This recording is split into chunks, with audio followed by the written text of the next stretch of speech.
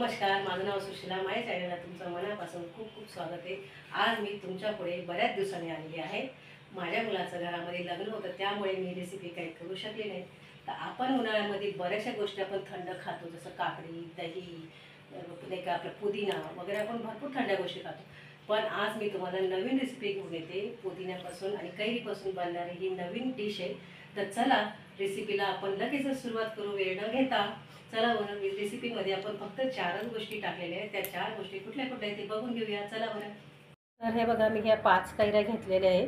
तर ह्या 5 कैऱ्यांपैकी आपल्याला मध्येच कट करून घ्यायचे आहे, म्हणजे असं फक्त अलगद कट करून घ्यायचे आहे, का की आपली कैरी व्यवस्थित अशी व्यवस्थित निघणार आणि त्याचं हे पण निघणार. चला मग आता ह्यापैकी आपल्याला अशा कैरी कापून कट करून घ्यायचे, का की आपल्याला का सोलताना व्यवस्थित सगळं पण आतला निघणार आहे.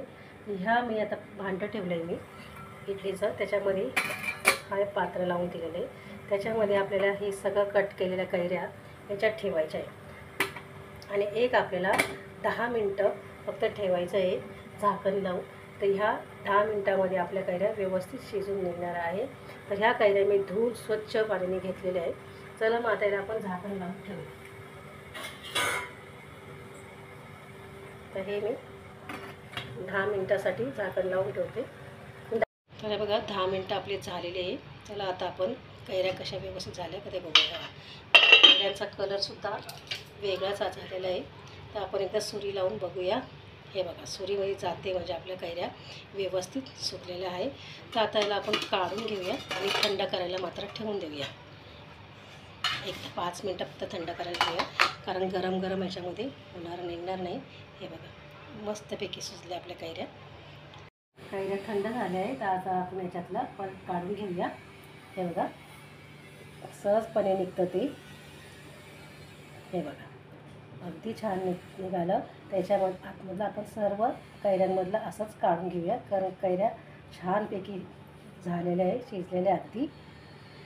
आणि जे आतमधलं सारं हे सगळं काढून घेतलं, तर आता आपण ह्याला टाकून देणार आहे. त्याचप्रमाणे आपल्याला हे दुसरं पण तसंच करून काढायचं. आता हे पहा,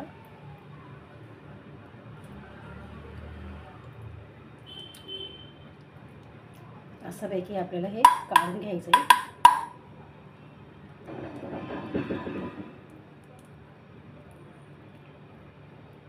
हे बघा, अशाप्रमाणे आपल्याला सर्व कैऱ्यांचं काढून घ्यायचं आहे. तर बघा, मी हे सर्व कैऱ्यांचं काढून घेतलेलं आहे. तर आता आपण याला मिक्सरच्या भांड्यात टाकून घेणार आहे.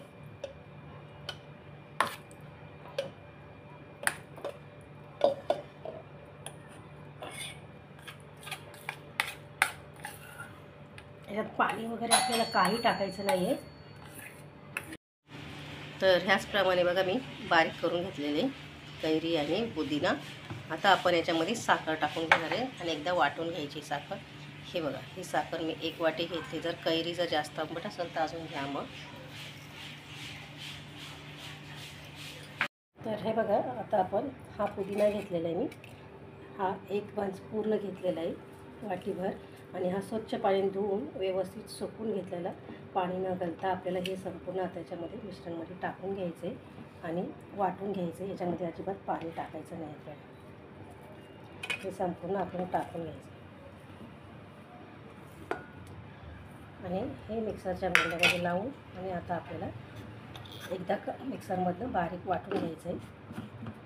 हे बघा, तर हे बघा, साखर अगदी बारीक झालेली आहे आपली. आता एका भांड्यात आपण काढून घेऊया, म्हणजेच कढईमध्येच घेऊया काढून.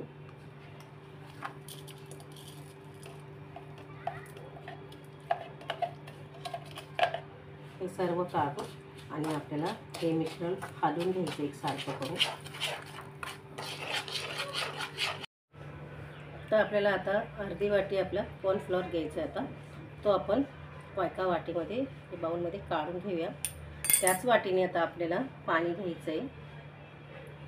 1 वाटी ही पहिले घेऊन टाकायची, आपल्याला वाटी भरून घ्यायची आणि त्याच्यामध्ये मिक्स करून आपल्याला हळूहळू हलवून घ्यायचं आहे. म्हणजे त्याच्यामध्ये गाठी झाल्या नाही पाहिजे, व्यवस्थित हलवायचं त्याला. अगदी थोडं थोडं पाणी घेऊन आपल्याला हलवून घ्यायचं आहे आणि नंतर एकदम पाणी तुम्हाला टाकता येईल असं करायचं. आणि हे बघा एकसारखं मात्र हलवून घ्यायचं आपल्याला.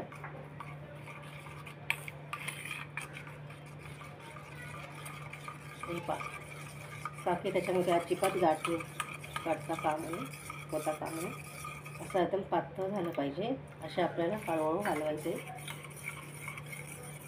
आपण हे मिश्रण घेतलं होतं त्या मिश्रणामध्ये हे संपूर्ण आपल्याला कॉर्नफ्लॉवर घालून घ्यायचं आहे आणि एकसारखं आता आपल्याला याच्यातनं घालून घ्यायचं आहे. हे पहा कारण लगेच आपल्याला करून घ्यायचं आहे, कारण कॉर्नफ्लॉवरमध्ये लगेचच ना खाली गाठी व्हायची सुरुवात होऊन जाते. त्यामुळे पटकन आपल्याला हे घालून खालीच घ्यायचं आहे. नंतर आपल्याला वरती गॅसवर हळूहळू ठेवायचं आहे. गॅस मध्यम बारीक करून घ्यायचं आहे. नंतर आपल्याला हे ठेवून घ्यायचं आहे. एकसारखं आपल्याला घालून घ्यायचं आहे. जोपर्यंत अगदी पातळ होत नाही तोपर्यंत आपल्याला हे हलवायचं अगदी, नाहीतर आपल्याला नंतर हलवायला भेटणार नाही गाठी झाल्यानंतर. हे पहा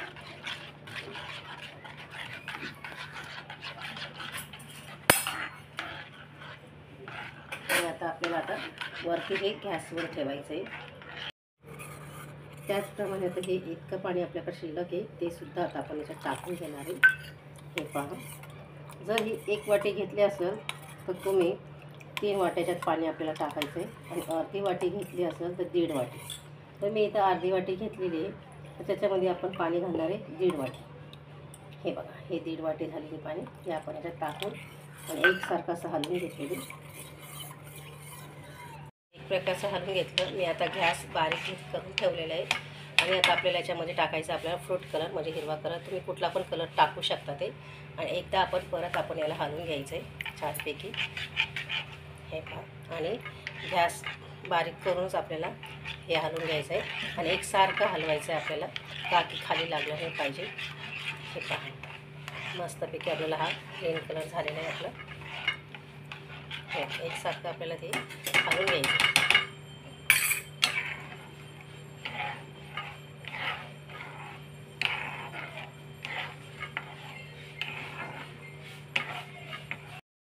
तर बघा आपलं सर्व मिश्रण व्यवस्थित हे घट्ट झालेलं आहे. बघा बरं हे पहा. आणि आता आपण याच्यात टाकणार आहे वॉटरमेलन म्हणजेच कलिंगडच्या ह्या बिया. त्या संपूर्ण तुम्ही कुठल्या पण काजू कतरी कुठली पण तुम्ही ड्रायफ्रूट टाकू शकता ते, पण माझ्याकडे हे शिल्लक होतं म्हणून मी हे टाकलेलं. आणि एकदा घालून घ्या. तुम्हाला असं वाटलं असं का मावशी ही रेसिपी आता कुठली आहे, तर तुम्हाला मी माहीमचा हलवा केला होता, पण तो माहीमचा हलवा आपण पेरूपासून बनवलेला आहे. हा काही माहीमचा हलवा वगैरे नाही आहे. ही गरमीमध्ये आपण कैऱ्या खातो, पुदिना खातो, त्यामुळे ही गरमीची स्पेशल डिश आहे. तर बघा आपलं मिश्रण व्यवस्थित झालेलं आहे. चला मग आता आपण ह्या दोन्ही मी ग्लास घेतले, त्या ग्लासांमध्ये थोडं टाकून घ्या. म्हणजे ह्याचं पण आपल्याला करून घ्यायचं आहे आणि आपल्याला पूर्ण भरायचं नाही, अर्धच भरायचं आहे ते. हे पहा त्याचप्रमाणे हे पण घ्यायचं काढून. हे साईडला लागलं तरी काय हरकत नाही, ते निघून येईल आपल्याला. हे पहा आणि हे असं ठेवलं तरी हरकत नाही. बाकीचं जे मिश्रण आहे ते आपण एका डिशमध्ये काढून घेऊया. हे पहा